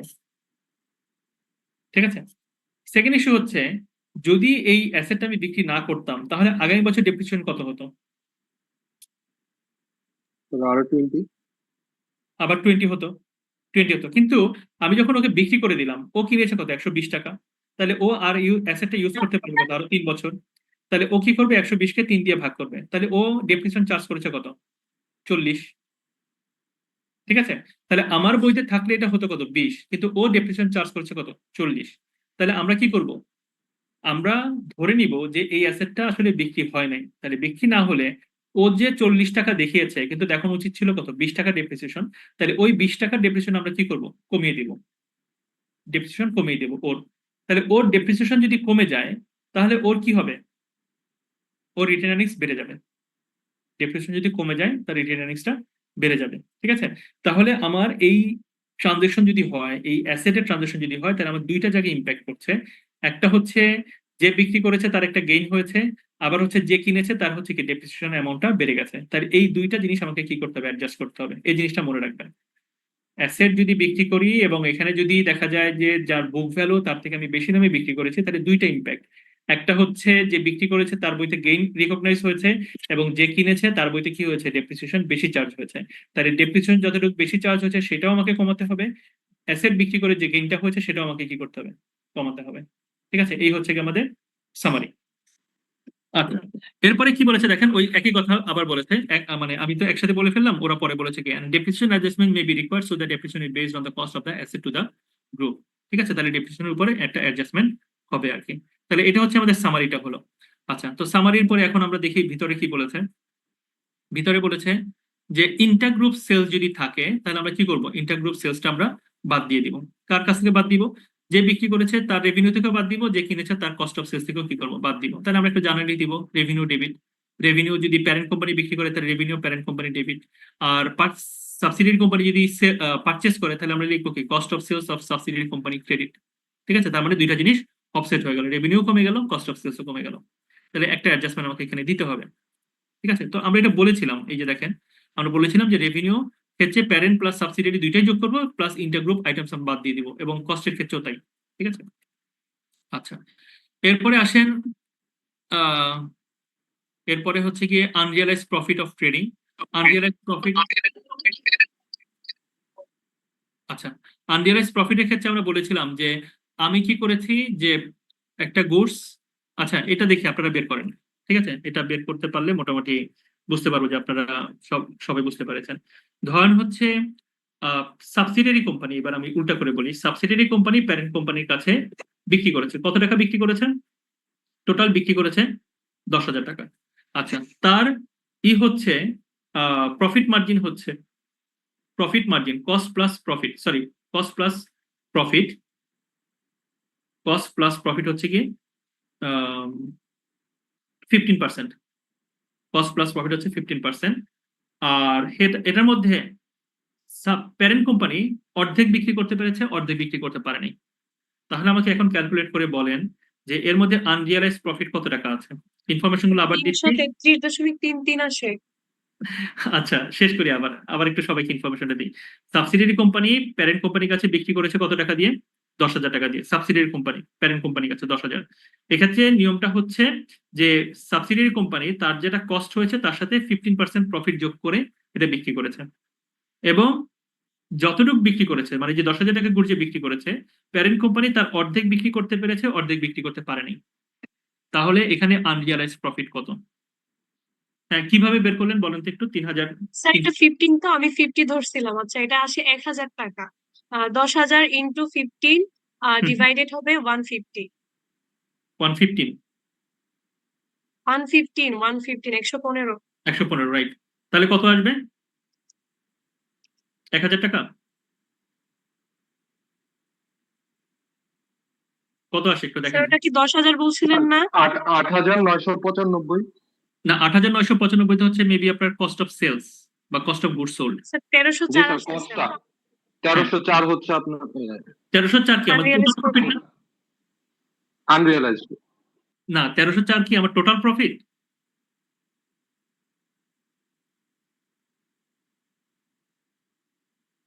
দশ হাজার ইন্টু হচ্ছে 15 ডিভাইড বাই হচ্ছে 115। স্যার 652 হাফ যদি সেল করে দেয়। হ্যাঁ, তাহলে হচ্ছে কি হাফ সেল করে দিয়েছেন আবার। তাহলে হাফ সেল করে দিলে তো আমার আনরিয়ালাইজ প্রফিট কত? 652। টোটাল প্রফিট 1304, তার মধ্যে অর্ধেক হচ্ছে কি আনরিয়ালাইজড, কারণ বাকি তো রিয়ালাইজড হয়ে গেছে। তাহলে আনরিয়ালাইজ হচ্ছে কত? 652। তাহলে এই 652 জন্য আমাকে কি করতে হবে? অ্যাডজাস্টমেন্ট দিতে হবে। ঠিক আছে, তাহলে এখন এই 652 জন্য অ্যাডজাস্টমেন্ট কি হবে দেখেন। আমি যে সাবসিডিয়ারি কোম্পানির কাছে, সাবসিডিয়ারি কোম্পানি যে প্যারেন্ট কোম্পানির কাছে বিক্রি করলো, তাহলে এই আনরিয়ালাইজ প্রফিটটা কার বইতে আছে? Sir subsidiary. সাবসিডিয়ারি। আচ্ছা, তাহলে সাবসিডিয়ারি বইতে আছে, তাহলে সাবসিডিয়ারি কি করলো? এটাকে কমিয়ে দিল। ঠিক আছে, সাবসিডিয়ারি কমিয়ে দিতে হবে। আচ্ছা, প্যারেন্ট কোম্পানি কি করবে? প্যারেন্ট কোম্পানি তো ইনভেন্টরির মধ্যে যোগ করা আছে, তাহলে প্যারেন্ট কোম্পানি কি করবে? ইনভেন্টরি ভ্যালু কমাবে। কমিয়ে দিবি। ইনভেন্টরি ভ্যালু কমাবে। আচ্ছা, যদি ইনভেন্টরি ভ্যালু কমে যায় তাহলে কার ভ্যালু আবার বাড়বে?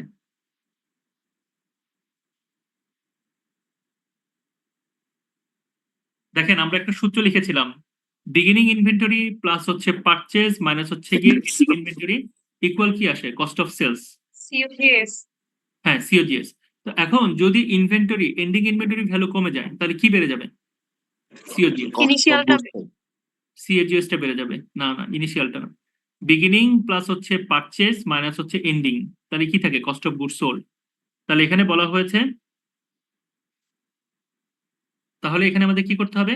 আমরা কি করব, যদি এটা মনে রাখবেন যে ইনভেন্টরি ভ্যালু যদি কমে যায় তাহলে হচ্ছে কি কস্ট অফ সেলস এর ভ্যালুটা তখন বেড়ে যায়। ঠিক আছে, তাহলে এইটা আমার কি হবে, এটার একটা ইম্প্যাক্ট পড়বে কস্ট অফ সেলস এ আর একটা হচ্ছে কি ইনভেন্টরির মধ্যে। আচ্ছা, তো এখন আমরা দেখি এখানে সলিউশনটা, আপনারা এটা একটু করেন, এটা করে বলেন অ্যান্সারটা কি হবে। বই দেখে না প্লিজ, হ্যাঁ, এই মানে সলিউশন না দেখে, হ্যাঁ, এটা একটু করে আমাকে বলেন যে অ্যান্সারটা কি লিখবো আমরা, বা কোথায় কোথায় ইম্প্যাক্ট করবে।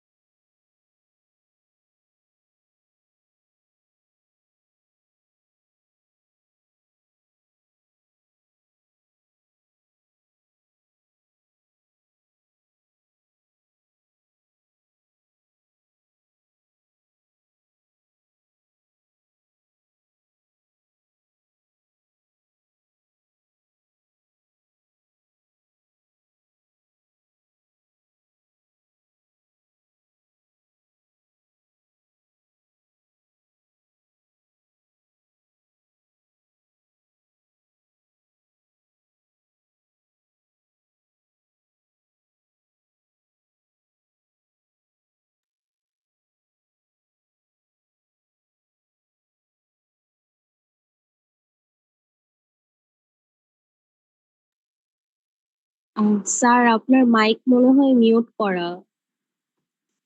ও হ্যাঁ, অনেক কথা বলে ফেললাম মাঝখানে। আচ্ছা, আবার শোনেন তাহলে। সেটা হচ্ছে আহ সেটা হচ্ছে গিয়ে আমরা এই parent company subsidiary company W এবং পি, ঠিক আছে? তো ডাব্লিউ কি করেছে দেখেন, ডাব্লিউ হচ্ছে, সরি ডাব্লিউ না, পি হচ্ছে গিয়ে ডাব্লিউ কোম্পানির কাছে সেল করেছে, ওয়েলস এর কাছে সেল করেছে কত টাকা? 30,000 টাকা। তাহলে এটা হচ্ছে কি ইন্টারগ্রুপ সেলস। তাহলে আমরা বলেছিলাম যে এই যে ইন্টারগ্রুপ যে সেলসটা থাকবে এটা আমরা কি করব, রেভিনিউ থেকেও মাইনাস করবো, কস্ট অফ সেলস থেকেও মাইনাস করবো। ঠিক আছে, তাহলে আমরা কি করবো, যখন কনসিডারেড প্রফিট অ্যান্ড লস অ্যাকাউন্টটা তৈরি করবো তখন রেভিনিউ লিখবো 1,20,000 প্লাস 70 মাইনাস হচ্ছে 30।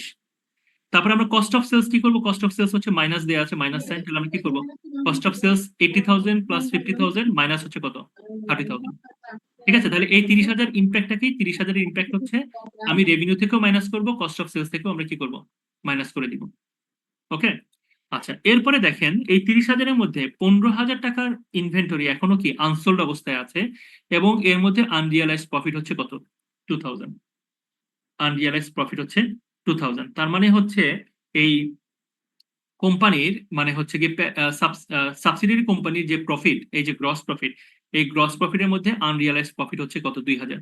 তাহলে আমরা এখন উপরে দেখতে পেলাম, এই যে উপরে যদি আনরিয়ালাইজড প্রফিট থাকে তাহলে হচ্ছে গিয়ে আমরা কি করব, একটার কস্ট অফ সেলস কে বাড়িয়ে দিব, আরেকটা কি ইনভেন্টরি ভ্যালুটা আমরা কমিয়ে দিব। ঠিক আছে, তো কার কস্ট অফ সেলস বাড়াবো আর কস্ট অফ সেলস কমাবো, বা হচ্ছে গিয়ে কার প্রফিট কমবে কার প্রফিট হচ্ছে বাড়বে, মানে কস্ট অফ সেলস মানে ডেবিট মানে হচ্ছে কি প্রফিট কমে যাওয়া। ঠিক আছে, তো আনরিয়ালাইজড প্রফিট কার বইতে আছে, প্যারেন্ট না সাবসিডিয়ারি, পি এর বইতে না ডাব্লুর বইতে? স্যার সাবসিডিয়ারি মানে সাবসিডিয়ারি পি। বইতে। হ্যাঁ, তাহলে হচ্ছে কি ওর প্রফিট যে থাকবে 2,000 টাকা, সেখান থেকে আমি কি করব, এই 2,000 টাকা মাইনাস করে দিব। ঠিক আছে, আর ব্যালেন্স শিটে ইনভেন্টরি ভ্যালু আমরা মাইনাস করে দিব। তাহলে আমরা যদি প্রেজেন্টেশন একটু দেখাই আপনাদেরকে, মানে আমরা কিভাবে ক্যালকুলেশনটা করব।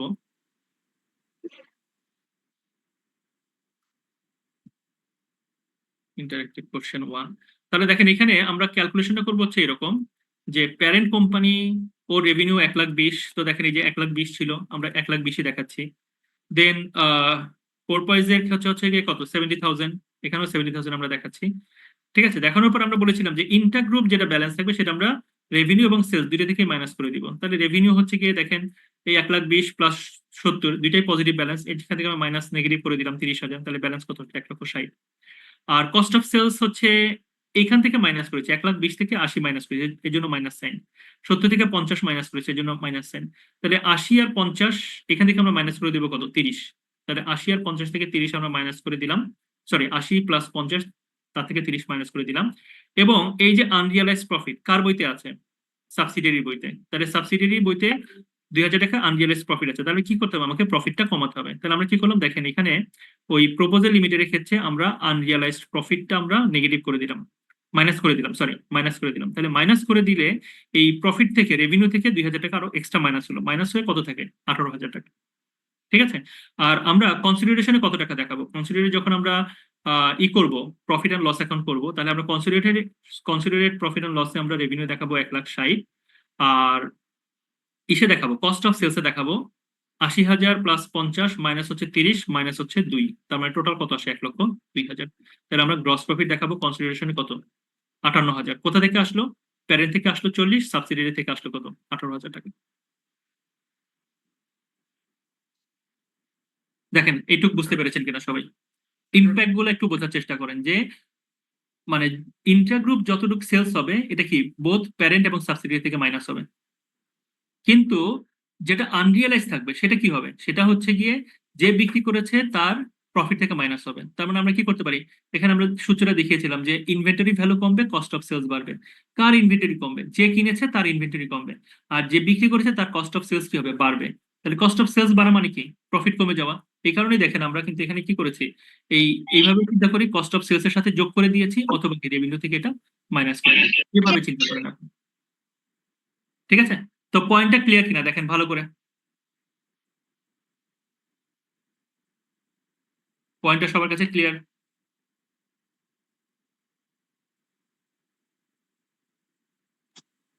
Yes sir. আচ্ছা, ঠিক আছে। স্যার তারপরও স্যার অফলাইন ক্লাসে যদি একটু রিভিউ দিয়ে দিতেন তাহলে ভালো হতো। ঠিক আছে, তাহলে তো আমার মনে হয় আজকে এই পর্যন্তই রেখে দেওয়া ভালো আর কি, কারণ আমাকে আবার ডাবল কষ্ট করতে হবে। স্যার 11 চ্যাপ্টার হচ্ছে অফলাইন ক্লাসে রিভিউ নেওয়া ছিল বলে বুঝতে ইজি লাগছে, তবে হচ্ছে 12 চ্যাপ্টারটা মানে অফলাইনে রিভিউ দেওয়া নাই তো স্যার, এই জন্য একটু টাফ লাগতেছে অনলাইনে বুঝতে। আচ্ছা আচ্ছা, আপনারা তাহলে হচ্ছে গিয়ে ফাইন্ড আউট করেন যে কোন কোন পয়েন্ট গুলো বুঝতে অসুবিধা হয়, তাহলে আমরা নেক্সট রবিবার দিন এটাকে 12 চ্যাপ্টারটা 11 চ্যাপ্টারটা 11 না 12 বললেন? স্যার 12 চ্যাপ্টারটা। না 12 তো আজকে শুরু করছেন না? স্যার শুরুর দিক থেকে একটু আরেকটু স্যার রিভিউ দিয়ে দিবেন আজকে। আচ্ছা আচ্ছা, ঠিক আছে। স্যার 11 কিছু প্রবলেম আছে 11 এ জি স্যার। ঠিক আছে বলেন, নাকি রবিবার দিন বলবেন? স্যার রবিবার দিন বলুন। রবিবার দিন বলেন, তাহলে সবাই ক্লাসে থাকলে বুঝতে সুবিধা হবে আর কি। ঠিক আছে, আর হচ্ছে 10 নম্বর চ্যাপ্টারের প্রিপারেশন নেন, ওইখানে আমরা কিন্তু একটা ক্লাস টেস্ট নিব রবিবার দিন। ঠিক আছে, রবিবার দিন কটার সময় ক্লাস আপনাদের সাথে আমার? স্যার 12টায়। 12টায়। আর অন্য সেকশনে 12টায় হলে ওটা হচ্ছে স্যার আমাদের সেকশনে 10টায় 10টা 15-তে। 10টা 15তে জি স্যার। তো মঙ্গলবারে এক্সাম নেবেন নাকি? দুইটাই নিব, দুইটাই নিব। মঙ্গলবারে দুই হচ্ছে দিনই নিবো। চ্যাপ্টার 11 এর উপরে আর রবিবার হচ্ছে চ্যাপ্টার 10 এর উপরে। কারণ এগুলো আমরা পেছাতে পেছাতে এতদিনে দেরি করে ফেললাম আর কি, এত দেরি করে ফেললাম। এটা আগেই নেওয়ার কথা ছিল, বাট বন্ধ এইটা সেটা মিলে সব হয়নি আর কি। স্যার চ্যাপ্টার 11 স্যার আপনি যে অঙ্কগুলো ক্লাসে করিয়েছেন এগুলো করলেই হবে না নাকি সবগুলোই করতে হবে? সবগুলোই করতে হবে। ছোট যেগুলো আছে ওগুলো তো আপনার বেসিকটা ডেভেলপ করবে, আর বড় তিনটা হচ্ছে কি ওই তিনটার বেসিকটাই হচ্ছে কি আপনি অ্যাপ্লাই করতে পারবেন এসব বড় তিনটাতে। তো চ্যাপ্টার 11 যেমন 21টা মনে হয় অঙ্ক আছে, এটার একটা কোয়েশ্চেন সহ হ্যাঁ, এই সবগুলোই করা লাগবে? করবেন। আপনার কি কাজ স্টুডেন্ট হিসেবে? আপনার কাজ হচ্ছে শুধু পড়াশোনা করা, আর কোনো কাজ আছে? হ্যাঁ। আজ তো নাই কিন্তু। আচ্ছা, 21টা কোথায় পেলেন আপনি? এখানে তো আমি 14 দেখতে পাচ্ছি। স্যার যে ইন্টারঅ্যাক্টিভ কোয়েশ্চেন আছে 7টা। ও, ওইটা আবার কাউন্ট করেছেন। করেন, করলে আপনার ফাউন্ডেশন ভালো হবে। ফাউন্ডেশন ভালো হলে এটার উপরে যা করবেন সেটা আরো ভালো হবে। তো মানে সবগুলোই করা দরকার মিরের জন্য নাকি? করলে আপনার Yes. বেসিক কনসেপ্টটা স্যার সিটির জন্য ডেভেলপ কিছু করবে। ইম্পর্টেন্স কিছু লাগাই দিলে ভালো হতো। কোনটা? থিওরি? সিটির জন্য কিছু ইম্পর্টেন্স লাগাই দিলে ভালো হতো। ইম্পর্টেন্স এত একটা ছোট চ্যাপ্টার পড়ালাম, তাতে আপনি বলছেন আবার দাগাই দিলে ভালো হতো। স্যার থিওরি যা বললে ভালো। থিওরি কিছু লাগবে না, আপনারা ওই বেসিক গুলো পড়ে আসেন। ওই বেসিকের উপরেই মানে থিওরিটা পড়লে আপনার ম্যাথের বেসিকটা তৈরি হয়ে গেল। ঠিক আছে, থিওরি আমি দিব না, আপনাদেরকে ম্যাথই দিব করতে। কিন্তু থিওরি ছাড়া আপনি ম্যাথ করতে পারবেন না। থিওরি না পড়লে ম্যাথ হবে না। মানে বেসিকটা তো ডেভেলপ করবে না, যে লজিকটা কি, এটা কেন যোগ করছি কেন বিয়োগ করছি, ওটা তো বুঝতে পারবেন না।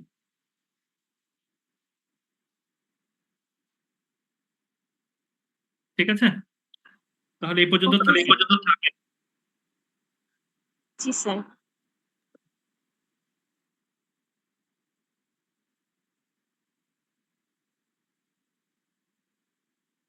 স্যার আমাদের একটা এক্সট্রা অ্যাটেন্ডেন্স নেওয়া ছিল, স্যার বলছিলেন নেক্সট দিন এটা ই করবেন। এক্সট্রা অ্যাটেন্ডেন্স তো অ্যাডজাস্ট হয়ে গেছে যতটুকু মনে পড়ে। না স্যার, একটা অ্যাডজাস্ট হয়েছিল স্যার, আর একটা হয়নি স্যার। আচ্ছা আচ্ছা, তাহলে উম, সেরকম কি ছিল? জি স্যার। না, স্যার, আমরা ওই দিন মানে লাস্ট মঙ্গলবার দিন ক্লাস নিলাম হচ্ছে দুইটা নেওয়ার পরে একটা অ্যাটেন্ডেন্স দিলাম, আরেকটা হচ্ছে 14 তারিখেটা দিয়ে দিয়েছিলাম না? স্যার আমার যতদূর স্যার মনে আছে স্যার একটা নিয়েছিলেন। না না, দেখেন একটু দেখতে হবে তাহলে।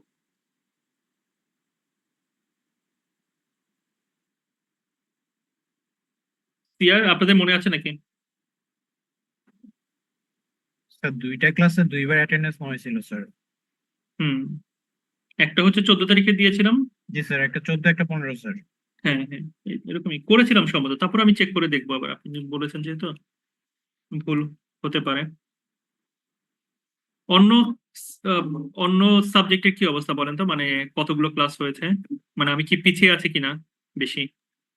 স্যার কারণ আমার তো আপনার জি স্যার আপনি আগে আচ্ছা আচ্ছা, আহ, আচ্ছা এটা তো আজকে নিবে না, তাহলে কালকে ডেটে দিয়ে দিই। হ্যাঁ, গতকালকে ডেটে দিয়ে দিই। আচ্ছা, এবার বি সেকশন আগে দিই, এর আগে তো এ সেকশন আগে দিলাম।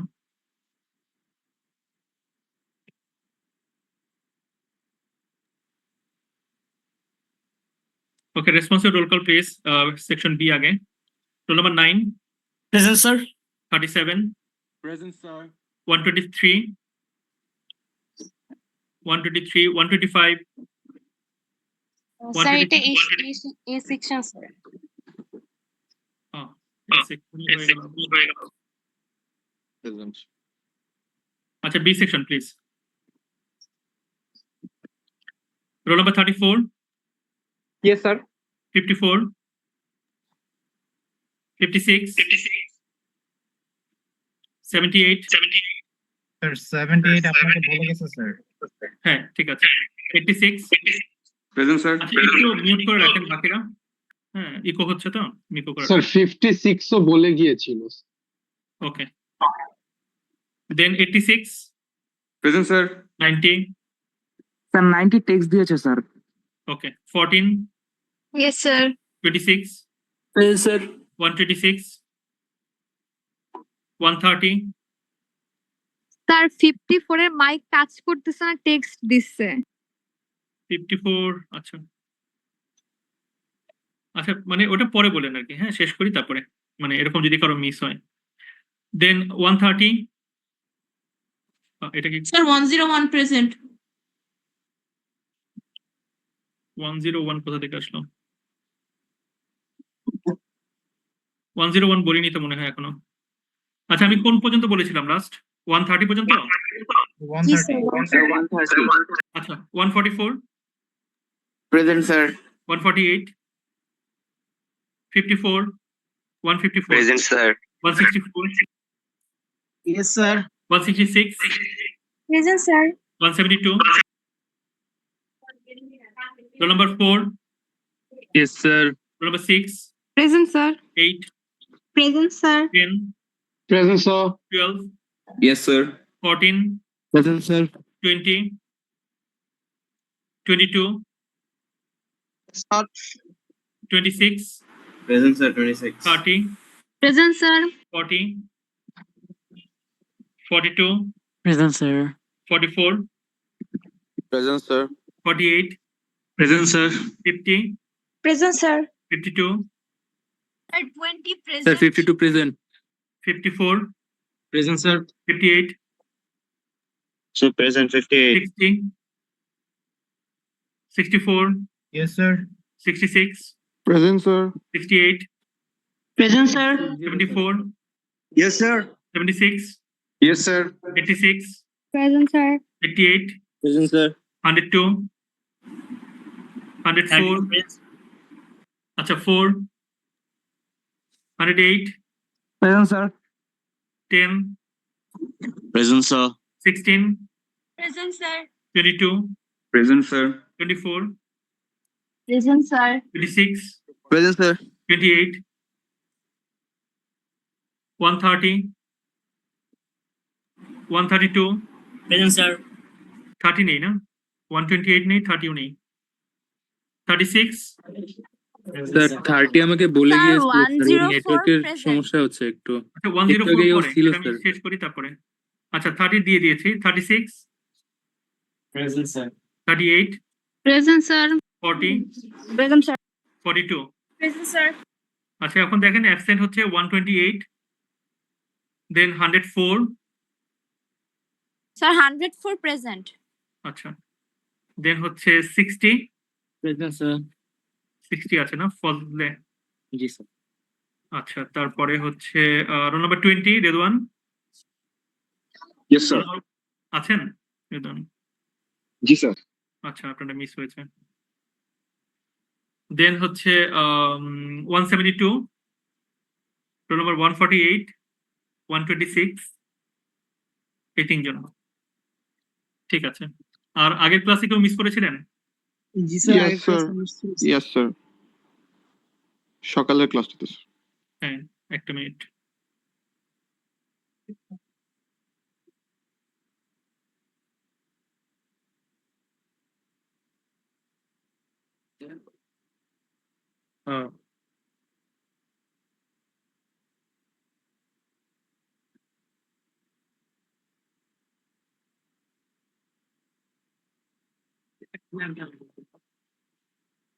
Thank you sir.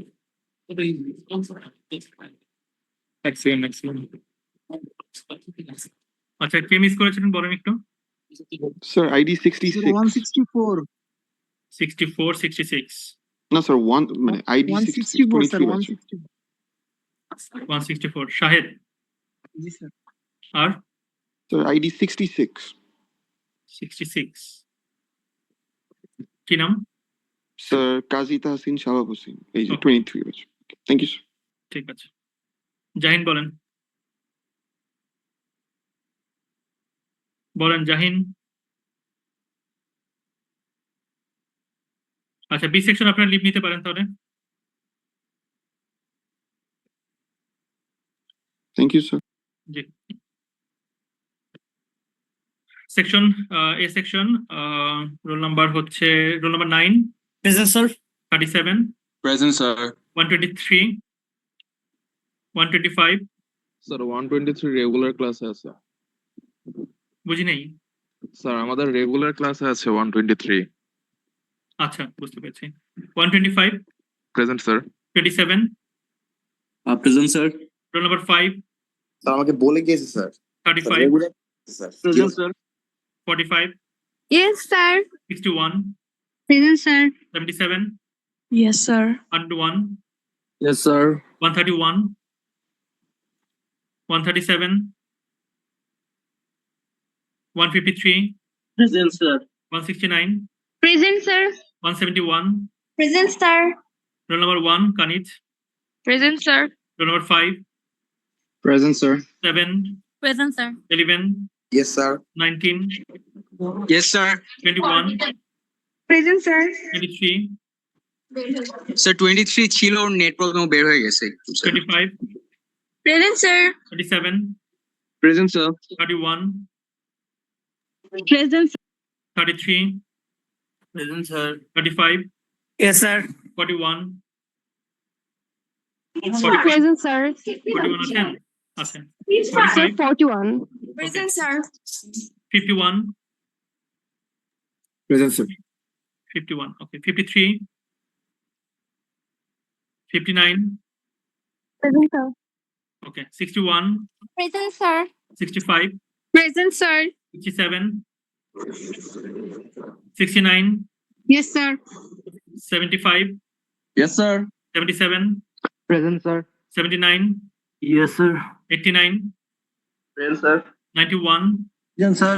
93 95 present sir. 97 present sir 101 Present, sir. 109 Present, sir.